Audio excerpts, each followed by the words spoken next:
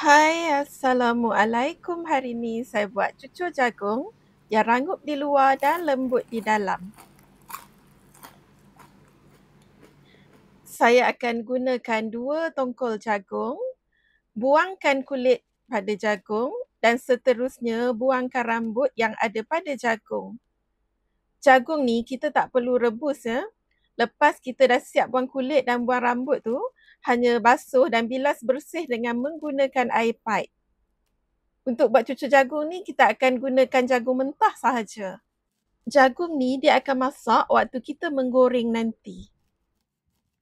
Hiris dan ambil isi jagung. Kalau nak buat bubur jagung ataupun nasi jagung pun sama, kita akan gunakan jagung yang mentah. Saya juga akan gunakan sebiji bawang besar yang dihiris nipis. Kalau anda nak gunakan bawang merah pun boleh. Boleh gunakan anggaran 3 ataupun 4 biji bawang merah. Selain itu, saya juga akan gunakan 1 ikat kucai.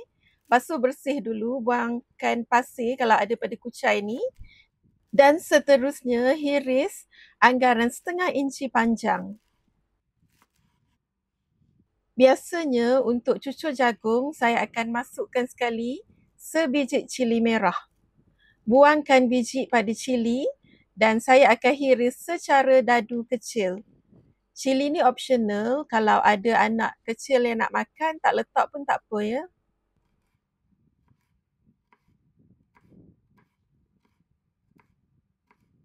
Untuk rasa cucur jagung yang lebih sedap, saya juga akan masukkan segenggam udang yang telah pun dibuang kulit dan seterusnya didadukan kecil.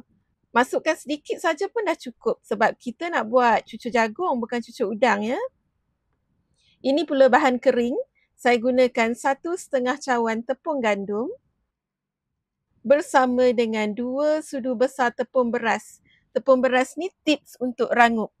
Setengah sudu kecil serbuk penaik. Serbuk penaik ni maksudnya baking powder ya. Ini adalah tips supaya cucur tu dia kekal gebu dan lembut dan tak liat walaupun setelah sejuk. Setengah sudu kecil garam. 1 sudu kecil gula. Gula ni tujuan kita masukkan bukan untuk manis ya. Ini adalah tips supaya cucur tu rangup. Dan juga setengah sudu kecil serbuk kunyit untuk warna. Gaulkan bahan kering hingga sebati. Sekarang saya akan masukkan isi jagung ke dalam bahan kering. Isi jagung ni kalau dia berketul-ketul dan melekat, anda lerai-leraikan dulu ya.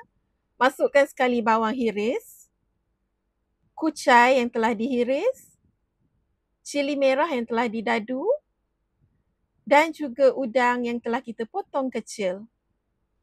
Gaulkan hingga sebati. Step ni kalau anda tak nak buat pun tak apa, boleh je nak teruskan masukkan air. Saya akan gunakan air sejuk dari peti ais. Saya masukkan sedikit demi sedikit sambil menggaul. Tujuan kita gunakan air sejuk dari peti ais ni supaya tips cucur yang rangup. Jangan terus masukkan sekaligus semua 2 cawan ya. Sebab kadar serapan tepung tak sama. Di sini keseluruhan air yang saya gunakan adalah 1,5 cawan.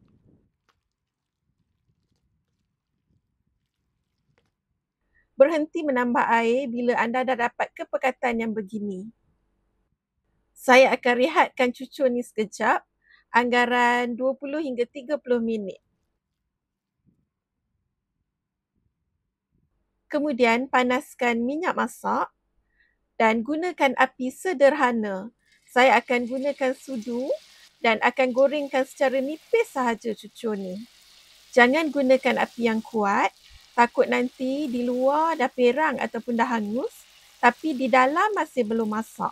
Tapi bila kita buat secara nipis macam ni, cucur cepat masak. Jangan terus terbalikkan lagi. Cuba gunakan sudip dan bila cucur dah boleh digerak-gerakkan begini, maksudnya bahagian bawah dia dah mulai masak dan sedia untuk diterbalikkan.